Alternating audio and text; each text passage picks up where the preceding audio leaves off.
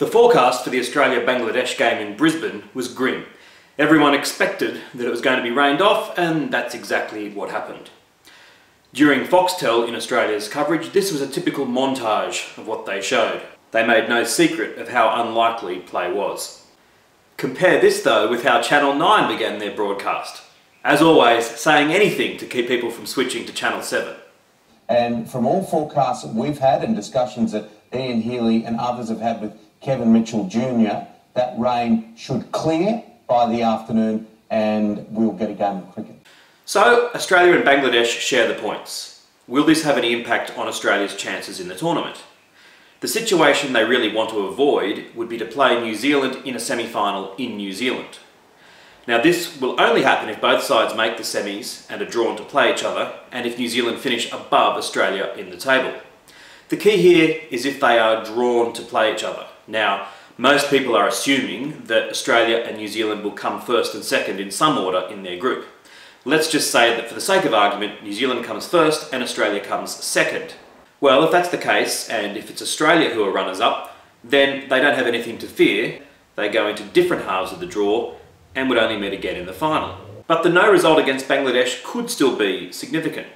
Let's assume that New Zealand go through undefeated, but that Australia drop a couple of games and that England perform quite well in the rest of their games. If Australia and Bangladesh hadn't been rained off, then Australia and England would both be on 8 points and it would be down to net run rate. But now, in this situation, Australia would only be on 7 points. And then, if we look at how the draw would pan out, Australia would be destined to meet New Zealand in a semi-final, and that semi-final would be in New Zealand. And a final word on the washout, just picking up a little bit of laziness from Wisden, India. They tweeted out that the game had been washed out. Instead of showing a current photo, they included a file photo of a washed out game, but unfortunately it chose the Sydney cricket ground rather than the Gabba. The other game on day 8 saw West Indies crush Pakistan, and Pakistan created an unfortunate record in the process. At one stage they'd lost 4 wickets for 1 run, and this set the record for the lowest score for 4 wickets in the history of one-day cricket. The magnitude of Pakistan's loss was reflected in the prices. Before the match, they'd been $24 to win the World Cup. After it, they'd nearly doubled to $46. This seems a bit of an overreaction to me. The format is such that Pakistan is still almost certain to qualify for the quarterfinals, and from there they'll only need to have 3 good games and they could potentially win the cup. And as we saw with the West Indies, just one bad game against Ireland doesn't really mean much. Form can easily turn around. Lastly, looking at one particularly controversial moment from the West Indies-Pakistan game. Afridi had Dwayne Bravo given out caught behind. Bravo challenged it and it was overturned. Now I think the decision was correct just. Looking at this still here, you can see that the ball hadn't reached the bat when the slight movement on Snicko occurred. And by the next frame, Snicko was flatlining.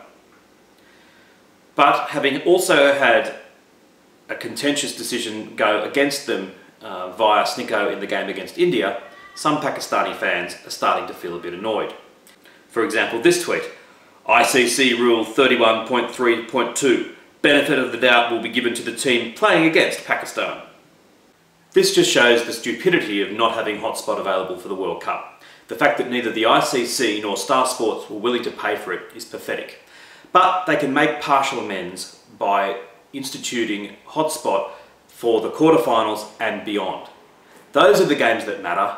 Get it in there for those important games, because it would be a tragedy for, say, the World Cup final to be decided on a controversial decision that hotspot could have eliminated.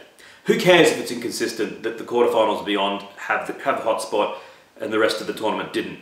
When technology was first brought into tennis, it was only on centre court, and the other games were recognised as being simply of lesser importance. Well, that's certainly the case here. Get hotspot in for the games that matter and get the decisions right. And that was day 8 of the Cricket World Cup.